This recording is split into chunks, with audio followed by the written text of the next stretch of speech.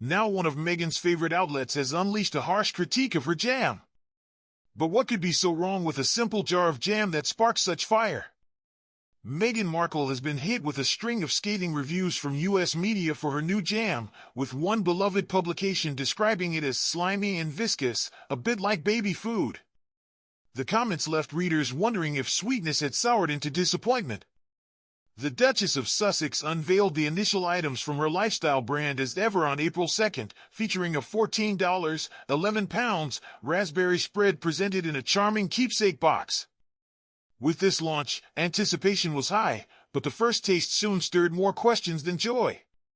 Tasters at various American media houses were less than thrilled when they first sampled the product, the cut being one notable example, having earned one of the earliest in-depth interviews with Meghan after her royal exit in 2020. The mood turned from excitement to skepticism almost immediately.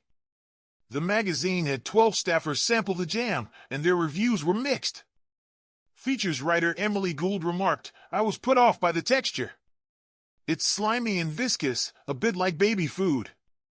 Generously, raspberry puree." Her words left many curious about the real feel behind the jar's promise.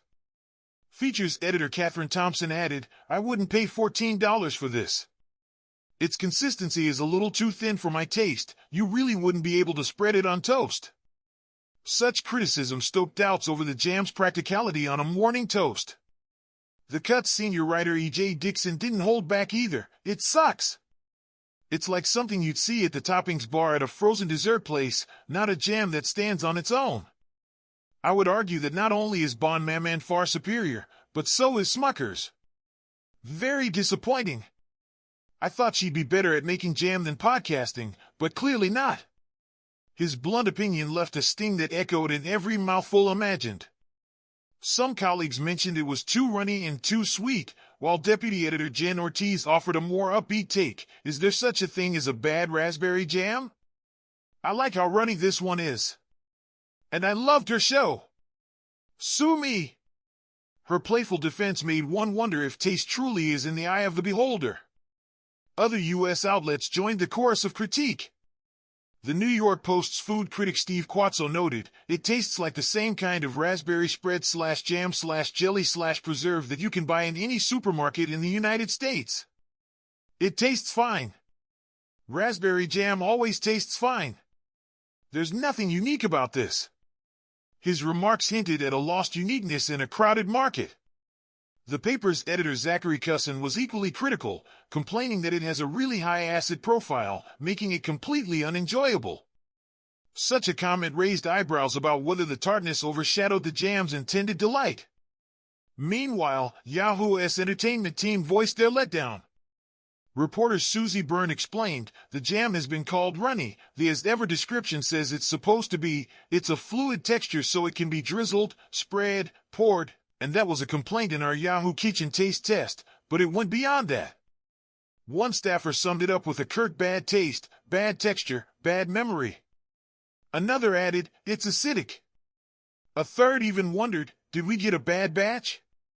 Their voices left a trail of curiosity and concern. The Today Show on NBC offered a review that was as mixed as it was memorable. Food reporter Joseph Lamore said, "I was assuming a thick texture when I opened the jar and almost spilled it all over myself." He continued, "I would call this a syrup, compote, or coulis." Meghan is calling it spread, though, so spread it is. Yet he also complimented its flavor, calling it fresh and bright, and noted that the raspberry sweetness gives way to a lemony tartness I found really refreshing paired with whipped cream cheese on an English muffin. His review left fans teetering between wonder and woe. Reporters for a well-known UK newspaper based in America generally liked the jam. Kieran Sutherland found it slightly runny, certainly compared with the jams I am used to, while Phyllis Acklin labeled it banging. She added, "Not too sweet and sugary, zingy. I am a sucker for sour fruit, and the as-ever jam was just the right amount of sour." Their praise offered a glimmer of hope for those seeking a unique taste. Another cheerful review came from InStyle's Rachel Birchfield, who said, "I am not a food writer and don't pretend to be, but as a regular old consumer, this jam is really, really good. When she asked her husband for his take, he replied, "I have never really thought about how to describe jam. I've never even really thought about jam." That was when a spark of inspiration hit her. For her, jam had always played a backseat role to the more interesting carbs it adorned. His unexpected lightbulb moment left them both smiling and pondering a new way to enjoy it. Shoppers quickly snapped up Meghan's jam along with a range of herbal teas, flour sprinkles, and luxury honey as soon as orders went live on as ever. Although exact sales numbers remain unconfirmed, the company mentioned sales in the tens of thousands. The rush of orders hinted that the public remained intrigued despite the mixed reviews. Some of these products appear in her cooking and lifestyle series on a popular streaming platform, with Love, Meghan, a series seen as a pivotal moment for the Sussexes, who landed a $100 million, £78 million deal with the platform in 2020. Despite a wave of critical feedback when the show debuted on March 4th, it soon became the 10th most watched program on the service and is set for a second season. The show's rebound raises the question, can the brand overcome early missteps?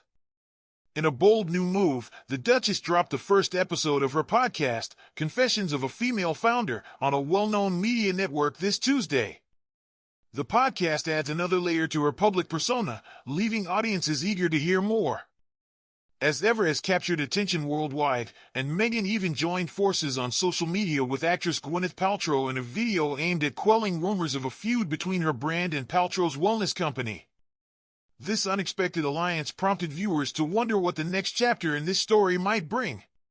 Fans who missed the initial release of her raspberry spread and its keepsake packaging have a second chance, as it will soon be available without the special box for $9, £7. The shift in packaging only deepens the intrigue surrounding this product saga. Originally launched as American Riviera Orchard, As Ever had to change its name just weeks before launch due to trademark issues faced by the Duchess. Its range of herbal teas, lemon ginger, peppermint, and hibiscus, each priced at $12, £9, along with a limited edition wildflower honey featuring honeycomb for $28, £22, and flower sprinkles for $15, £12, that Meghan often mentions in her series, all continue to spark chatter. The crepe mix and shortbread cookie mix, last to sell out at $14, £11 each, left fans with a bittersweet farewell. The narrative unfolds with twists at every turn. Will the flavors win back skeptics, or will more critics emerge to challenge every spoonful?